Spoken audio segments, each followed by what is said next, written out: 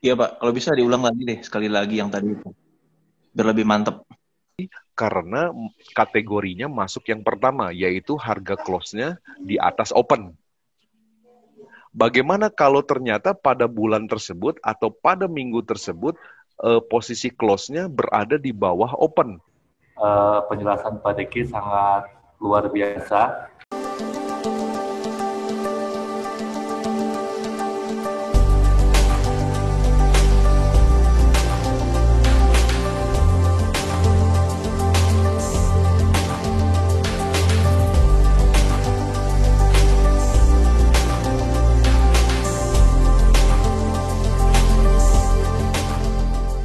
Assalamualaikum warahmatullahi wabarakatuh. Selamat sore dan salam sejahtera ya. Waalaikumsalam. Warahmatullahi wabarakatuh. Berbicara masalah investasi, ada yang seseorang berinvestasi dalam bentuk tanah ya, ada yang bentuk properti dan ada juga dalam bentuk batang emas ya. Nah, investasi ini masuk dalam kategori real asset gitu. Ada juga seseorang berinvestasi di perbankan, ada juga dalam surat-surat berharga gitu kan, dan juga dalam hal trading. Ini masuk dalam kategori finansial aset. Apapun jenis investasinya, tujuan seseorang melakukan hal ini adalah untuk meningkatkan wealth creation-nya ya, sehingga diharapkan terjadi suatu pertumbuhan yang signifikan terhadap keuangan pribadinya dan bisa menghalau bahkan melampaui daripada perkembangan inflasi itu sendiri. Kalau berbicara apakah transaksi di emas dan perak ini menguntungkan, Bapak dan Ibu, ini sudah banyak sekali praktek-praktek yang dilakukan di tanah air, bahkan tidak hanya di Indonesia ya, termasuk di luar negeri. Ada orang yang melakukan metode transaksi emas ini secara sistem konvensional ya. Artinya seseorang membelanjakan sejumlah uangnya, lalu membeli eh, emas, dan pada saat dibutuhkan emas itu dijual kembali menjadi uang ya, atau sistem simpan gadai juga ada ya, ketika seseorang memiliki emas lalu digadaikan dan mendapatkan return, lalu kemudian pada masa jatuh tempo itu emas bisa kita dapatkan. Namun demikian biasanya kalau tidak salah ini hanya 75% atau 70% kalau nggak salah ya. Artinya dengan sistem simpan gadai ini tidak sepadan ya antara nilai emas yang kita miliki dengan uang yang akan kita dapatkan. Namun dengan berkembangnya teknologi, Bapak dan Ibu, saat ini juga ada sistem metode transaksi emas dengan menggunakan margin dan juga leverage. Tentu ada beberapa keunggulan di sini, artinya transaksi ini tidak membutuhkan armada, tidak membutuhkan tempat yang sangat besar gitu kan.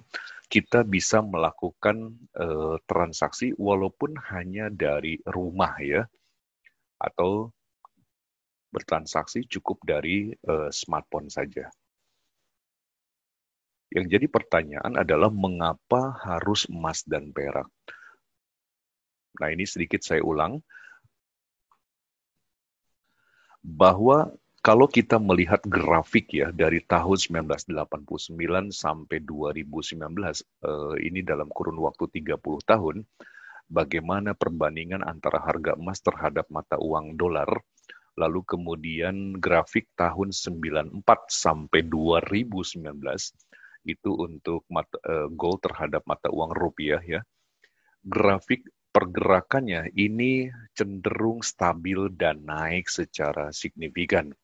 Jadi walaupun di dalam perjalanannya itu terjadi yang namanya fluktuasi ya, baik ke atas maupun ke bawah, tetapi apabila kita melihat jangka panjang dalam bertransaksi di emas maupun di perak, itu memang kecenderungannya naik ya.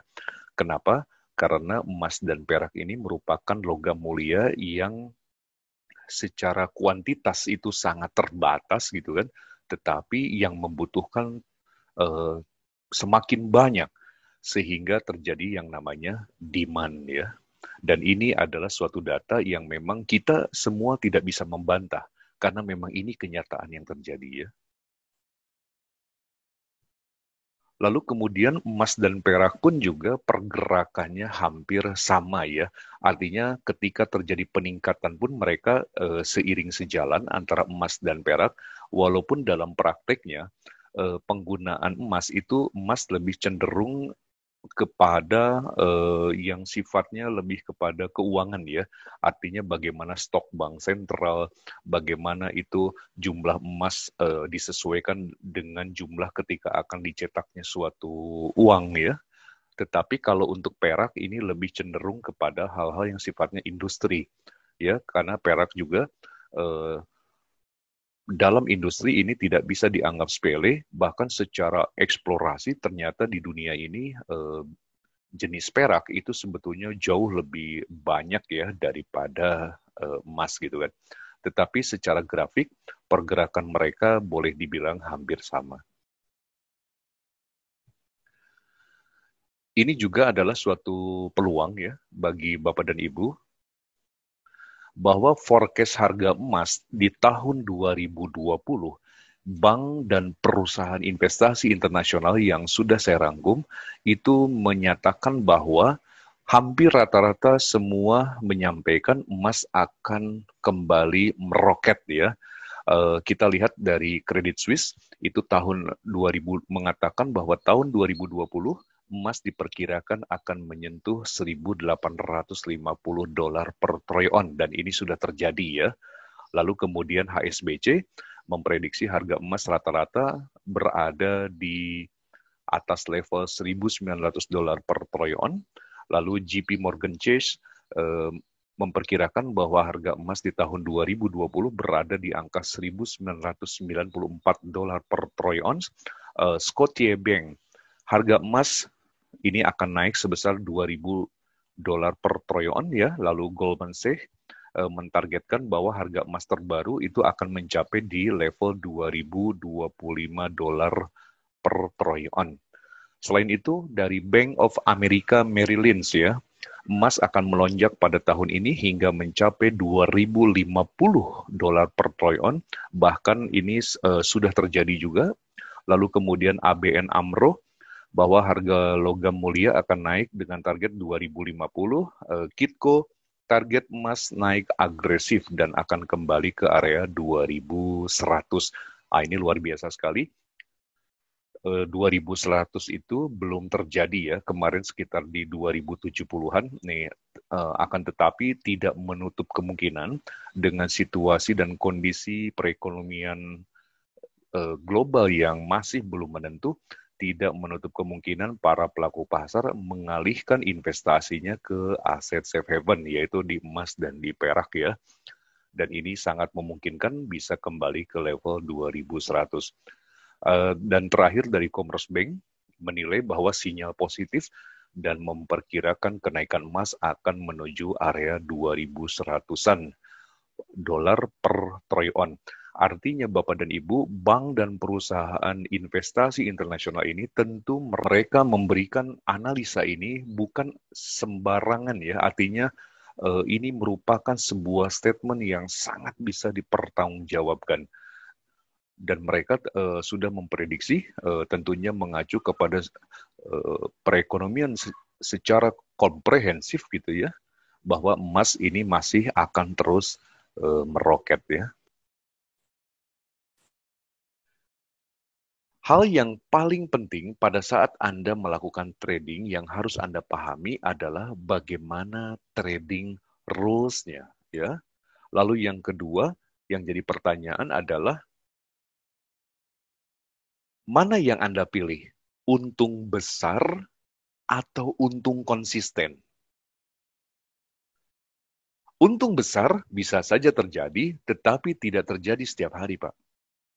Untung konsisten, ketika Anda lakukan secara disiplin, maka itu akan menjadi besar. Memang secara ideal gitu ya, kalau bicara keinginan, memang inginnya adalah ya besar, ya konsisten. Begitu ya Bapak dan Ibu. Lalu kemudian yang ketiga, sejauh mana Anda menghargai uang Anda? Ini yang paling penting ya. Jadi pada saat trading itu betul-betul Anda pahami dulu segala sesuatunya ya. Nah, paradigma trading Bapak dan Ibu, trading ini adalah seni mengelola resiko. Ini yang paling yang paling menarik sekali dan saya sering temui di lapangan ketika saya berbicara masalah risk management.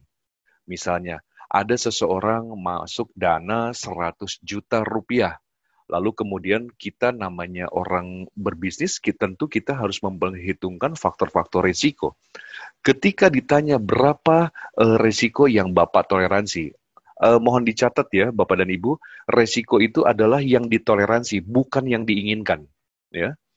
Ketika saya tanya berapa risiko yang ditoleransi, orang itu bilang 50%. 50% itu dihitung dari mana, Pak? Dia bilang dari modal. Berarti kalau orang itu masuk 100 juta, lalu dia mentoleransikan risikonya 50%, berarti itu sama dengan $5.000, Pak. Banyak trader yang masih keliru, Bapak dan Ibu. Yang namanya menghitung resiko, makanya kenapa disebut seni mengelola resiko. Hitunglah resiko itu besarannya dari margin requirement. Yang tadi, Pak, yang leverage tadi. Satu lot margin requirement-nya adalah $1.000. Jadi kalau Anda menetapkan 50%, maka itu dihitung 50% dari $1.000, Pak. Bukan dari $10.000. Jadi berbeda ya. Sehingga ketika mengelola resiko ini, Bapak dan Ibu, entry posisi Anda sudah tahu di mana batasan resiko yang Anda toleransi. Ya, jadi inilah seni daripada mengelola resiko. Lalu kemudian yang kedua, bahwa trading ini harus dipahami bukanlah sebagai arena balapan. Saya terkadang melihat ketika ada nasabah ya, kebetulan nasabah yang datang itu adalah suami istri dan di luar dugaan ternyata istrinya lebih jago Pak tradingnya daripada si suami. Mungkin entah karena merasa malu, entah merasa gengsi, akhirnya si suami pun juga mencoba ngebut mengejar keuntungan gitu kan, tetapi malah hasilnya sebaliknya. Sementara istrinya terus mendapatkan suatu keuntungan. Jadi Bapak dan Ibu yang saya hormati, bisnis trading adalah bisnis jangka panjang. Bisnis ini tidak akan pernah mati selama manusia masih menggunakan uang sebagai alat tukar. Jadi Bapak dan Ibu jangan dijadikan sebagai arena balapan ya. Lalu kemudian yang ketiga, paradigma trading adalah bahwa fluktuatif adalah keuntungan yang pasti. Karena keuntungan yang pasti umumnya bersifat fluktuatif. Jadi Bapak dan Ibu, pada saat Anda melakukan transaksi, memang keuntungan yang akan Anda peroleh itu nilainya tidak sama. Namanya trading ya, suku katanya berarti dari kata trade. Trade artinya berdagang. Dan saya yakin Anda pun sependapat bahwa yang namanya dagang itu omset harian, omset mingguan, bulanan, bahkan tahunan tidak mungkin berada pada titik atau linear yang sama, garisnya tidak akan sama. Pasti selalu yang terjadi namanya fluktuasi ya.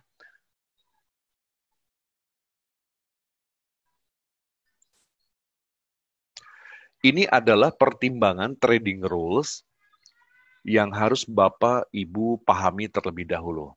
Berapa kontrak size-nya, Pak? Lalu kemudian berapa itu spread dan juga swap-nya, Pak? Lalu kemudian Bapak juga lihat open dan close market time-nya.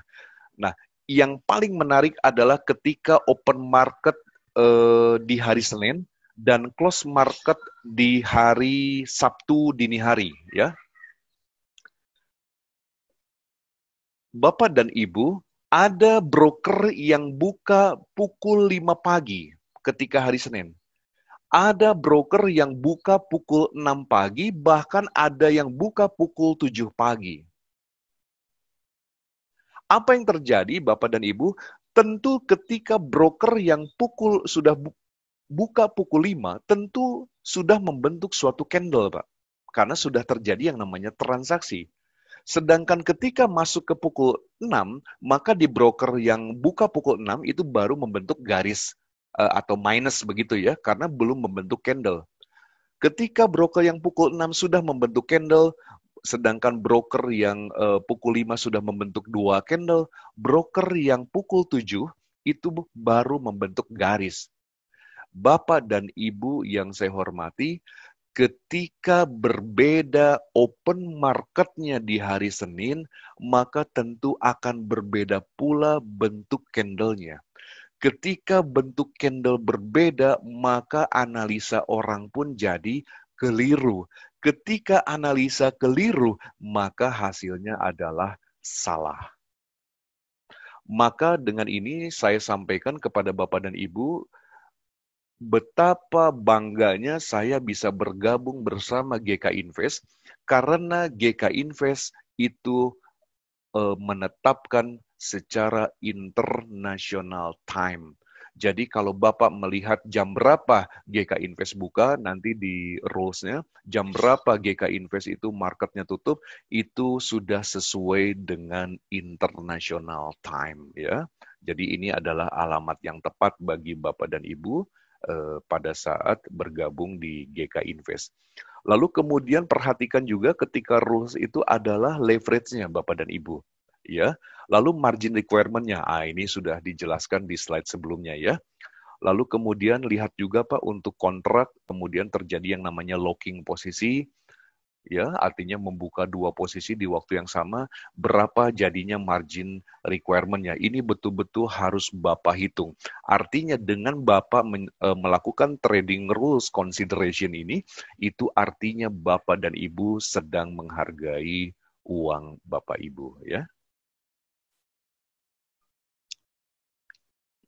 Baik, apa pertimbangan saat ini Pak, Bu, untuk memilih bertransaksi di instrumen emas dan perak, lalu bagaimana peluangnya ya? Oke, pada kesempatan sore hari ini secara khusus saya akan mengajak Bapak dan Ibu untuk melihat bagaimana mapping ya untuk menghitung range projection. Oke, saya mohon izin untuk stop share dulu, saya masuk ke layar ya. Bapak dan Ibu, mapping ini sangat penting ya. Artinya ketika Anda bertransaksi, tentu harus mengetahui di mana sebetulnya peta peperangan akan terjadi. Dan ini secara psikis akan membantu para trader untuk lebih mudah pada saat bertransaksi.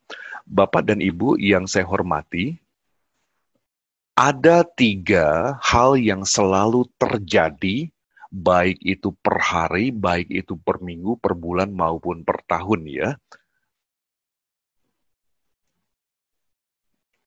Kondisi pertama adalah selalu terjadi, Bapak dan Ibu, penutupan harga berada di atas open, di atas pembukaan ya.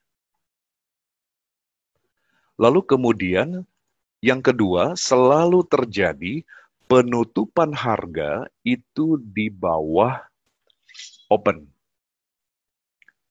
Apapun marketnya Bapak dan Ibu, 3 kondisi ini yang selalu terjadi.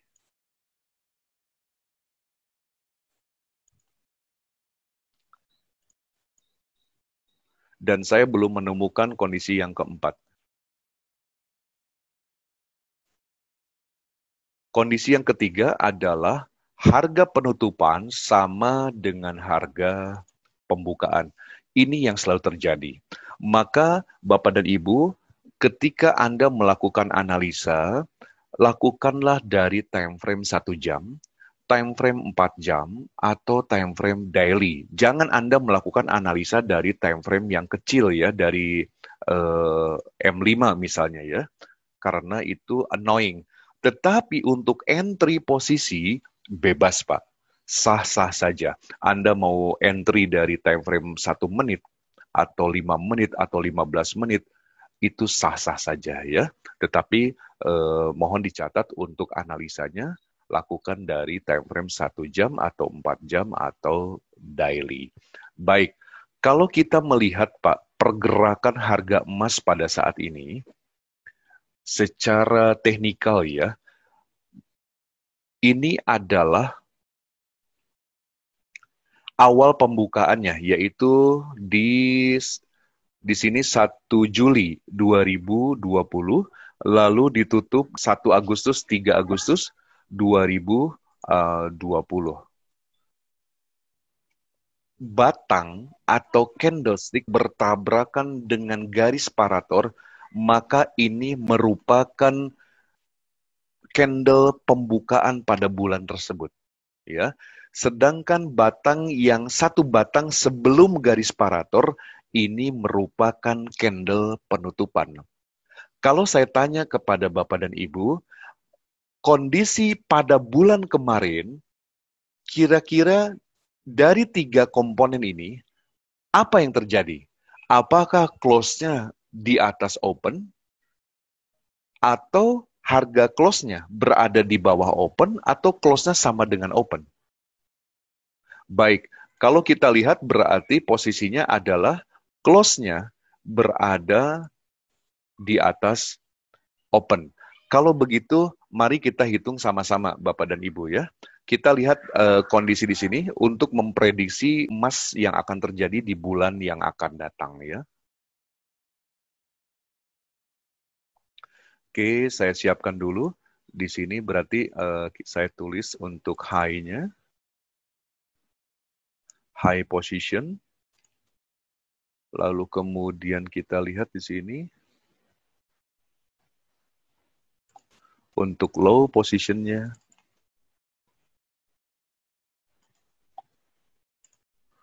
Oke, ini adalah high-nya.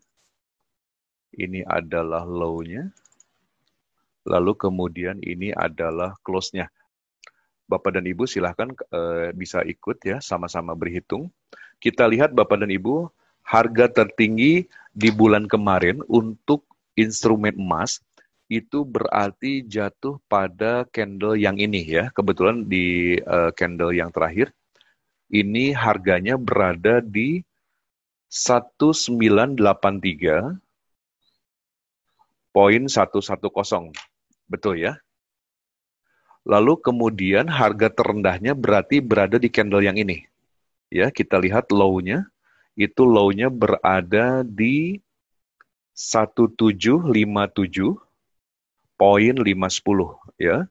Lalu kita lihat di close-nya.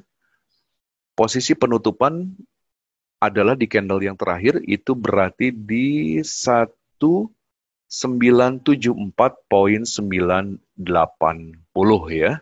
Baik, akan saya tulis di sini supaya Bapak dan Ibu juga sama-sama melihat.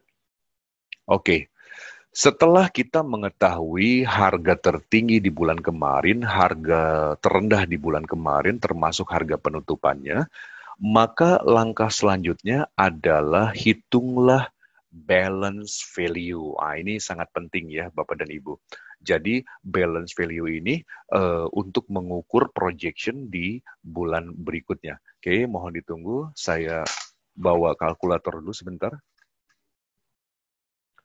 1983.110 ditambah dengan 1757.510 ditambah dengan 1974.980 karena harga penutupannya itu berada di atas open, maka Anda tambahkan lagi nilai high-nya 1 kali lagi, Bapak dan Ibu ya.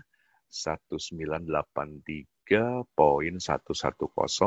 sama dengan, oke, saya tulis dulu di sini, sama dengan 7698.71. Lalu kemudian kita bagi 2 ya, Bapak dan Ibu. Kita bagi 2 sama dengan 3.8 39 3849.355. Oke, saya tulis aja di layar. Maka sudah ketahuan balance value-nya.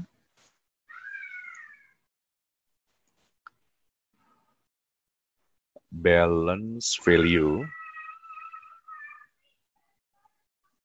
itu adalah 3849.355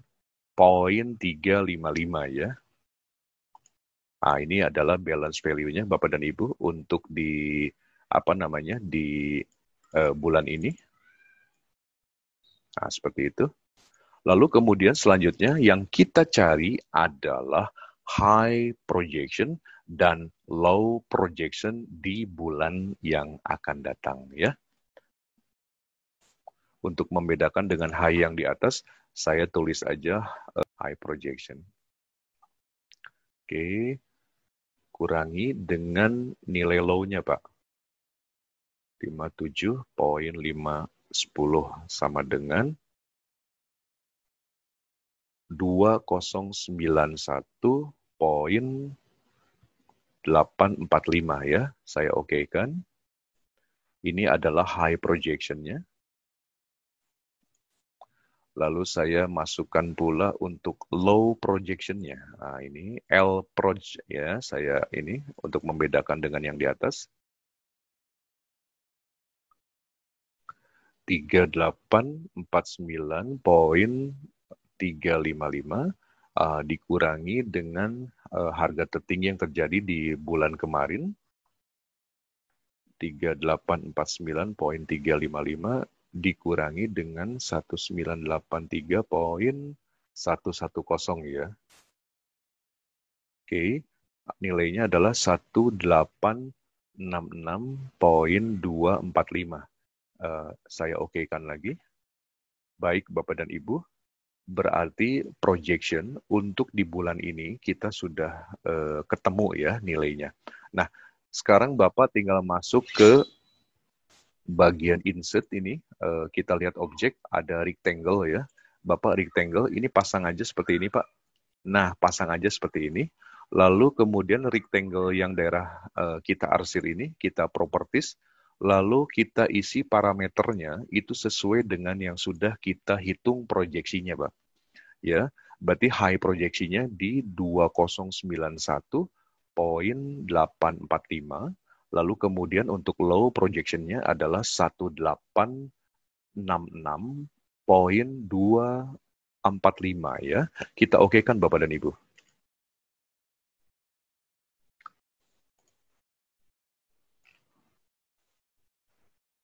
Maka ini adalah area peperangan yang terjadi di bulan ini. Bapak dan Ibu yang saya hormati, ketika harga sudah menyentuh level yang kita proyeksikan ke bawah, maka tentu sangat tidak bijaksana jika masih ada orang yang melakukan sell position. Begitupun dengan posisi yang di atas ya.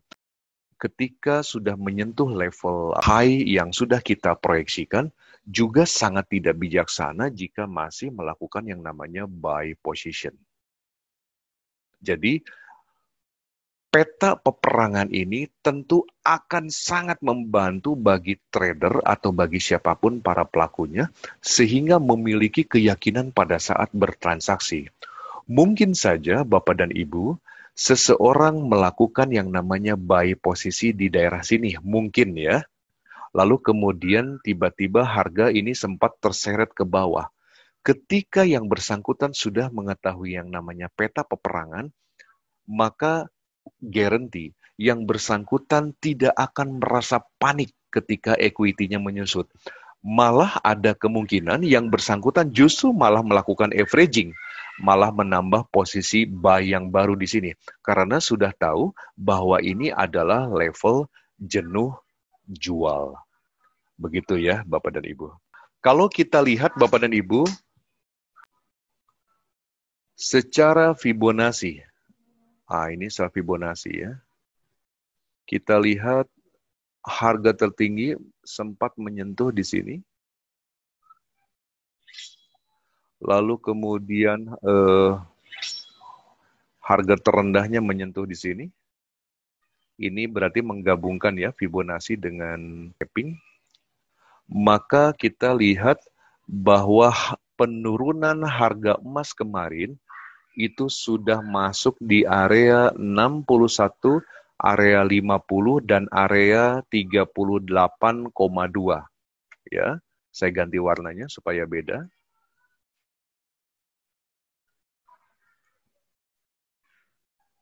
Berarti sudah masuk ke area ini ya.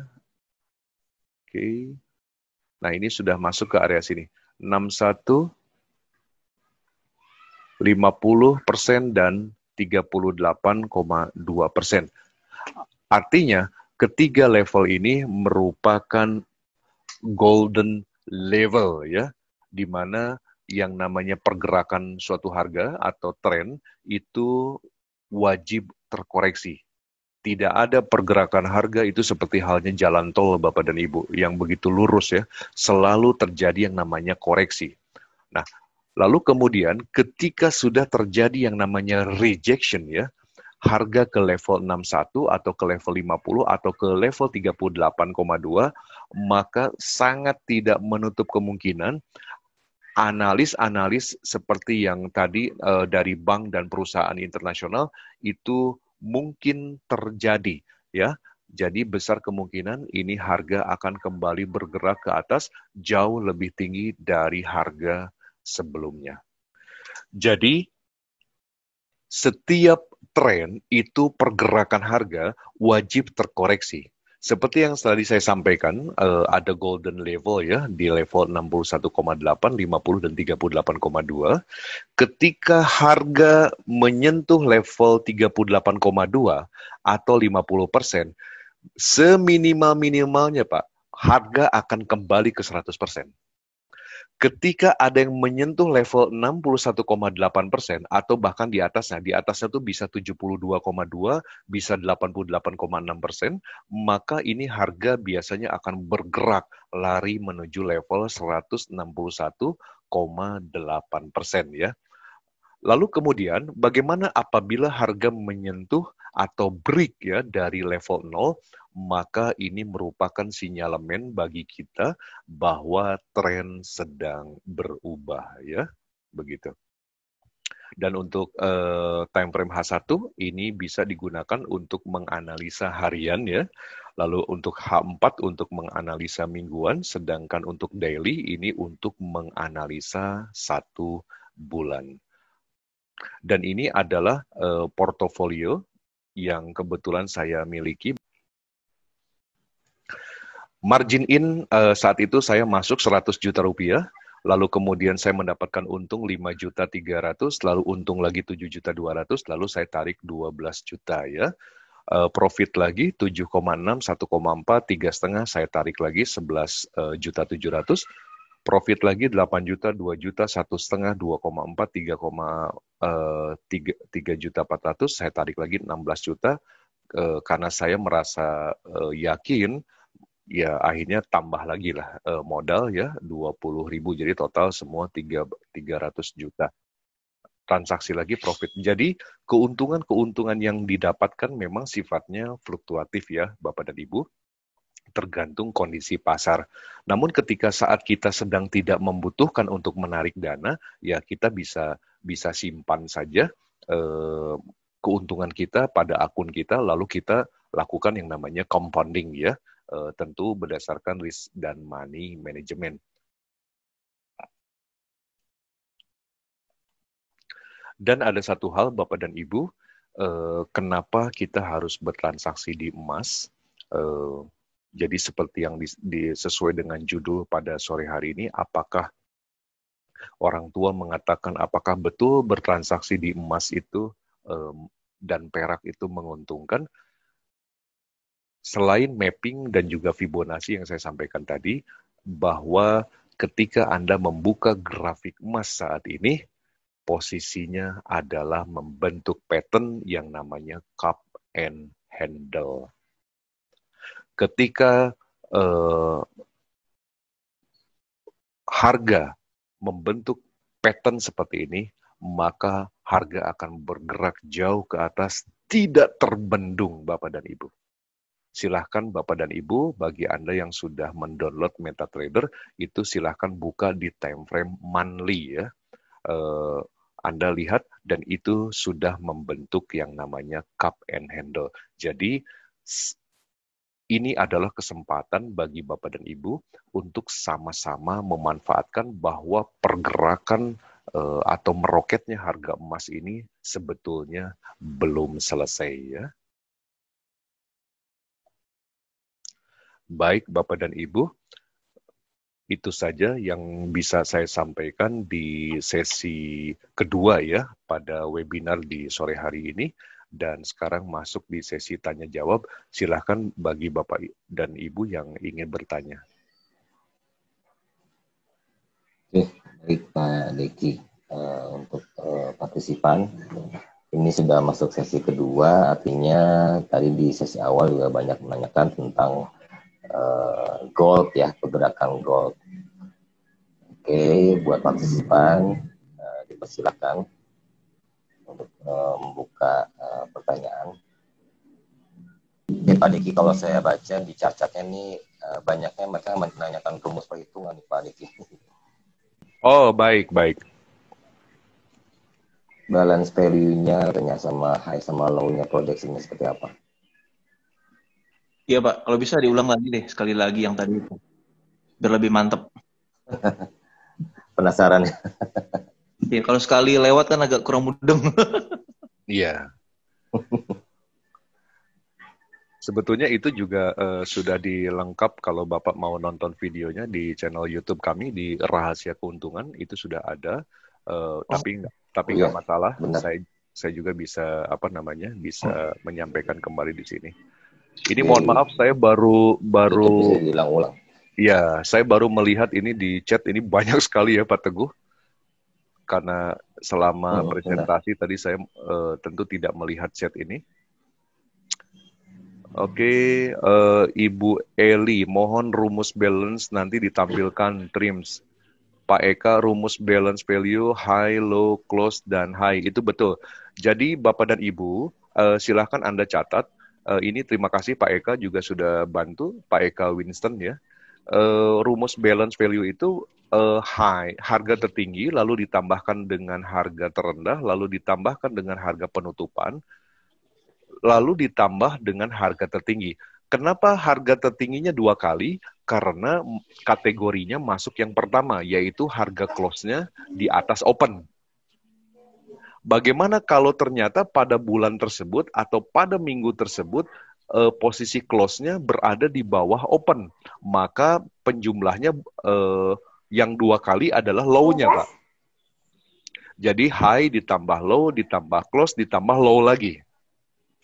Itu makanya ketika sebelum Bapak dan Ibu melakukan mapping, Bapak dan Ibu tentukan dulu di mana posisi close berada.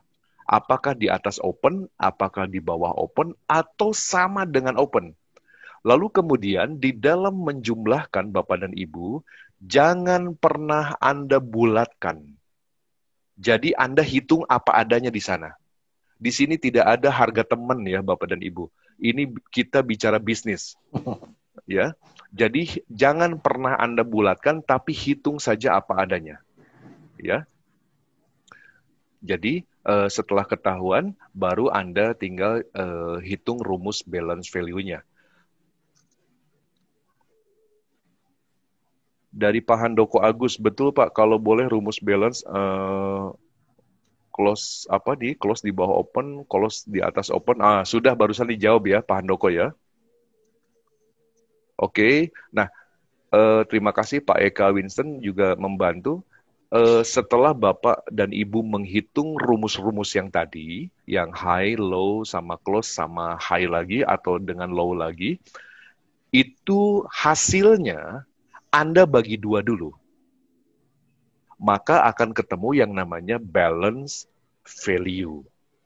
Ya, balance value inilah yang menjadi dasar untuk melakukan proyeksi harga tertinggi atau harga terendah di minggu depan atau di bulan depan. Jadi untuk menghitung harga tertinggi, maka balance value-nya Anda kurangi dengan harga terendah, Pak. Untuk menghitung harga terendah, balance value-nya Anda kurangi dengan harga tertinggi. Jadi hati-hati ya, di sini memang kita harus teliti.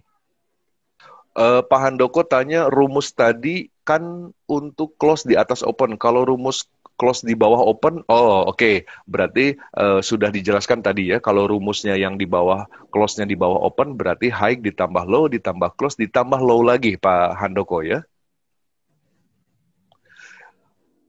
Opsi yang ketiga itu sangat jarang terjadi, Bapak dan Ibu.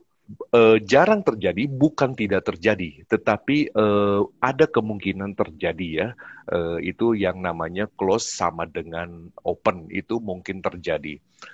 Maka cara perhitungannya berarti high ditambah low, ditambah close, ditambah lagi dengan close. Nah, itu perhitungannya. Lalu Ibu Eli bertanya, rumus analisa balance berlaku untuk semua pair atau khusus gold saja? Boleh di-share link rahasia keuntungan, Pak?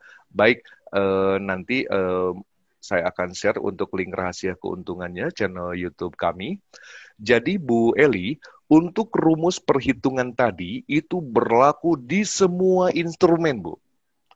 Ibu mau bertransaksi di mana saja, itu sama, karena semuanya juga menggunakan candlestick. Ya. Jadi inilah cantiknya bertransaksi trading Bapak dan Ibu. Artinya Anda melakukan yang namanya forecasting. Jadi kita bukan lagi gambling ya, kita bukan asal-asalan, tetapi betul-betul semua ada perhitungannya. Lalu dari Pak Arif, penarikan Fibo dari bawah, 0 di bawah, baik, ini pertanyaan yang lain ya. Untuk informasi Bapak dan Ibu, ketika posisi close berada di atas open, maka tempatkan 100% di atas. Ya. Lalu nolnya di harga bawahnya. Kalau ternyata terjadi close-nya di bawah open, maka tempatkan 100-nya di bawah, lalu nolnya taruh di harga tertinggi. Kenapa? Karena harga itu wajib terkoreksi. Jadi ketika harga melambung ke atas, dia harus turun dulu, Bapak dan Ibu, ke 3 level tadi, yaitu 61,8 atau 50 atau 38,2, lalu dia akan melakukan rejection dan berbalik arah. Kemana arah harga akan lari selanjutnya, itu ada di slide yang tadi, ya. 38,2 atau 50 dia akan kembali minimal ke 100%. Kalau dia rejectionnya di 61,8 atau bahkan di 72,2 ataupun 88,6, dia akan lari ke 161,8%, ya. Jadi betul Pak, jadi penarikannya seperti itu Pak Arif. Pak William Jonathan, maaf Pak, apakah boleh diulang lagi yang Fibonacci-nya?